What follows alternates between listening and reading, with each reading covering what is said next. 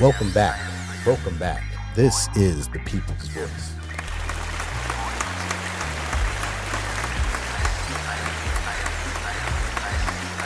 I am Trey Evans, and I am the People's Voice. Thank you again for checking out the podcast this week. As always, it is greatly appreciated.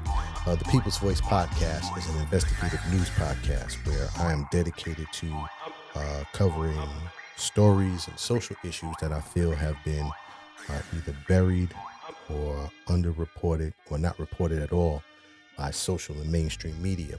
The purpose of the podcast is to address those issues, offer some insightful analysis, and hopefully some actionable solutions. The People's Voice podcast can be heard on all podcast platforms. Put out a new episode each and every Friday, and then in addition, also put out a video on YouTube as well for those who would like to watch the podcast. But in any event, we say welcome and welcome to the People's Voice podcast.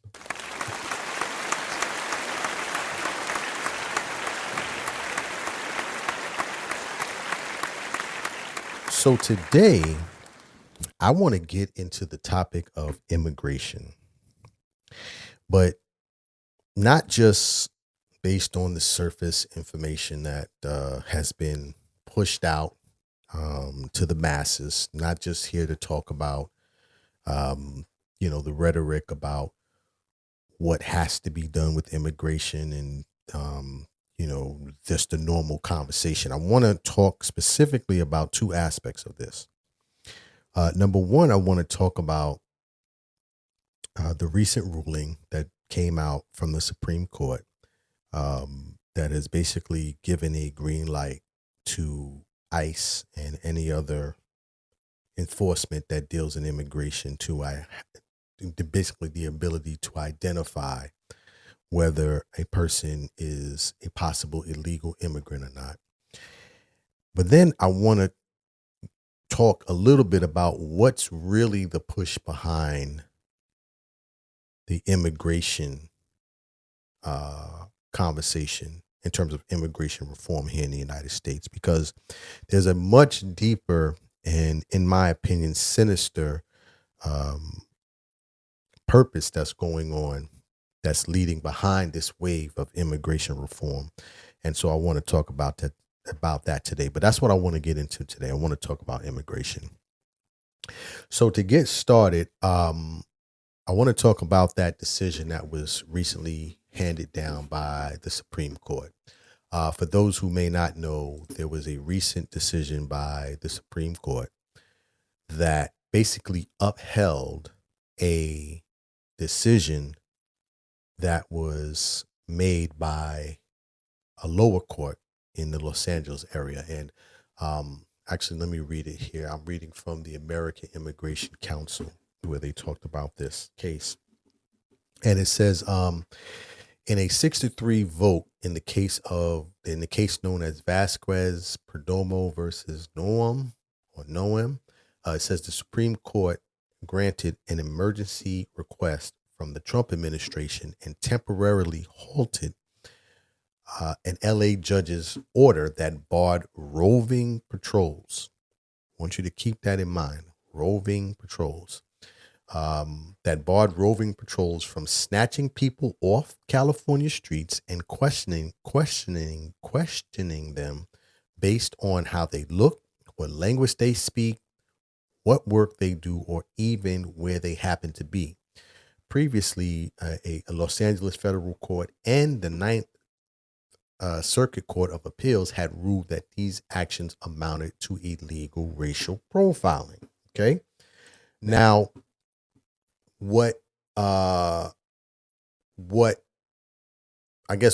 preceded or what prompted this case was that in LA there was a person, Latino man, which is what they talked about in that case there. I believe that was Vasquez Perdomo, but he was stopped on a street in East LA while he was standing on the sidewalk. Matter of fact, I'm reading this story here from USA Today. And it says that he was standing on the sidewalk. Agents ran towards him with guns and military style rifles repeatedly asked him if he was an American. He said he was. Even after saying that he was an American citizen, they pressed him to ask him what hospital was he born to, as to try to prove, if he was an American citizen or not. They additionally went on to push him against a metal fence, put his hands behind his back, twisted his arm until he produced a real ID, which is a special driver's license that requires someone to show proof of legal residence. And then, even after he said that he was an American citizen, he said the hospital he was born in, he produced the ID. It says minutes later, his phone was returned to him, but they never gave him back his ID. Now, for those who are maybe listening outside the country, for those of you who may be inside the country, this is eerily similar to what used to take place here in this country when it came to African Americans, Black people. It's particularly during times of chattel slavery, up until the point of until slavery was abolished, and even after. This type of pursuit, if you will, of individuals based on racial profiling is not new to this country. What is even more sickening, in my opinion, about this is that now that the Supreme Court has temporarily, and I want to make sure I'm clear, this has been temporarily upheld, this gives license to a team of individuals, these ICE and border and other immigration enforcement officials, to basically just utilize what I consider to be frivolous identifiers to identify whether or not someone is illegal or not. Matter of fact, just to quickly go back in terms of what they utilize to identify whether a person is illegal or not illegal. And this is part of Trump's administration's 4-part test. In the administration, in the test that they provide, they have 4 things that they can use as an identifier to whether or not someone is illegal or not. Number 1, their apparent race or ethnicity, whether they speak Spanish or English with an accent, where they work in terms of location, car wash, day labor pickup site, which is like a Home Depot, and then whether or not, and then what type of work they do. So literally, if you are a Latino, or not even say Latino, and that's something that's often overlooked as well. This immigration reform is just not going after Latinos. It's going after anyone that they believe to be illegal. And that goes for those from the West Indies. You have those from other Central and South American countries. It's not just Latino based, but they can use these now based on this ruling to identify whether or not they think someone is illegal. And like I said, it's eerily similar to what happened in this country before. For those who don't know, just a quick history. There used to be a law called the Fugitive Slave Act of 1793, which basically allowed, at that time, those who were identified as slave owners to go and capture those who they believed were not free and should have been brought back into slavery. And then it got reinforced even more in 1850, because at that point it basically gave anyone who pointed out someone that was potentially African American, or they thought was a slave or a runaway slave, at that point they could point someone out and say, based on his or her look, we think they're a slave, and then they would call slave catchers to come and grab them. This is eerily similar. I give you all of that to then tell you the real reason that I firmly believe you have all of this push in regards to immigration reform here in the United States. At the beginning of the year, the Trump administration put a quota out, and they demanded that there be at least 1,800 arrests per day conducted by ICE, which is, for those who don't know, Immigration Customs Enforcement. And they wanted a quota of at least 75 arrests or detaining individuals for each agency office per day. And there's 25 agency offices apparently that are under ICE. Now, when you hear this, especially for those who firmly believe that, illegal immigration is out of control and something needs to be done. This is not being done just to reform the country and to rid the country of illegal immigrants. No. This is being done because, as I've talked about on this very podcast, in the United States, detention, or I should say retention, of the prison population has been on the decline since 2009. So there have been steady declines in the amount of people that have been being sent to jail, and also the length of sentences for people to stay in jail. So there has been a population decline in United States prisons and jails. Because of this, these state prisons, many that are being managed by private corporations, have to find a way to put heads in beds. Okay. And for those of you who have listened to this podcast, and those of you who may be new, I don't deal in hyperbole. I don't deal in theories. I don't deal in any what do you call it? Any conspiracy theories. I'm only giving you the information that is easily accessible through Google. So in earlier this year, there was an article that came out from Stateline. The headline says, "For-profit immigration detention expands as Trump accelerates his deportation plans."